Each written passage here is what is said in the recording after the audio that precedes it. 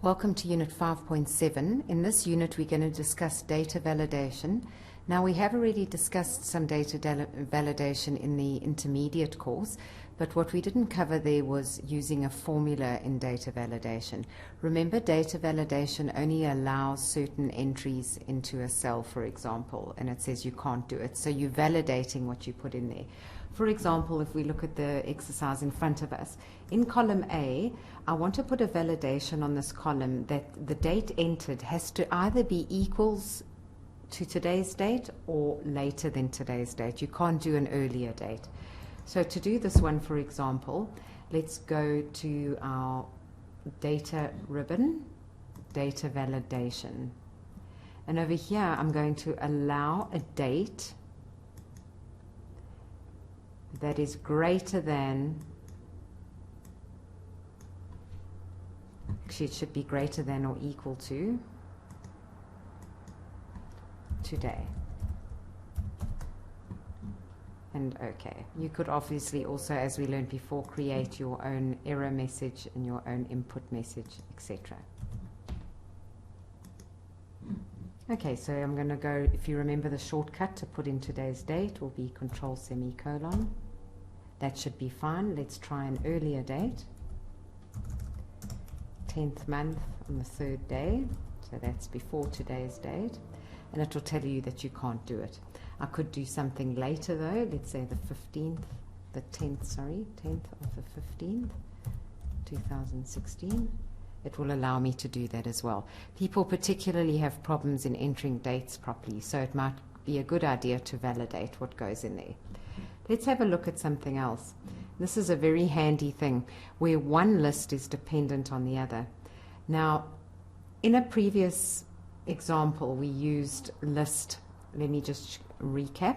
Let's say in column G, I'm going to go data validation, and I'm only going to allow them to choose from a list. Where's my source?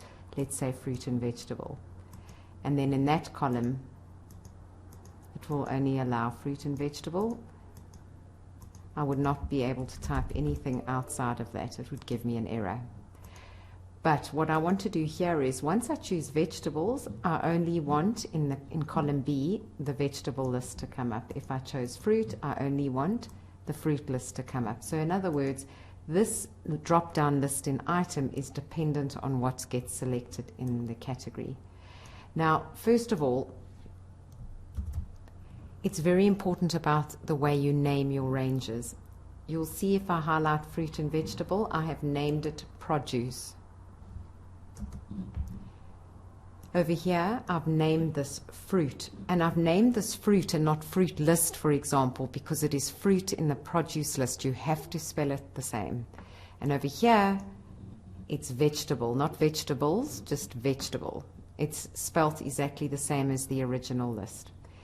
And when we do this, we're going to use the indirect function. Now, I don't know if you've gone through the indirect function in an earlier unit. It can refer to text. So when I choose fruit here, I will link it to the word fruit, and it in turn will bring up the fruit named range. That's how it works. So let's say 12 cells over there, go data validation. I'm only going to allow from the list. And instead of typing it here, I'm going to go equals produce.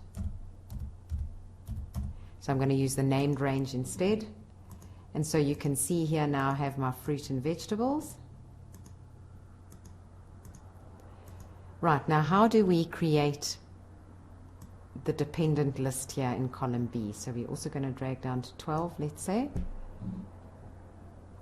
Data validation. And this time I'm also going to use list. But over here I'm going to put equals indirect. And I'm going to select A2. Now automatically you'll find it brings up the dollar signs. I need to remove them because it needs to move down to row 3, row 4, row 5, etc. Cell A2.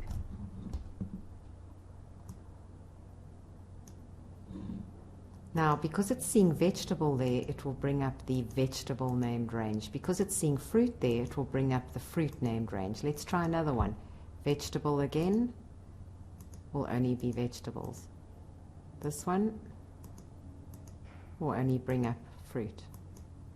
So your first step before you do anything is to create all your lists, preferably on another sheet that you could hide it. Name your primary list.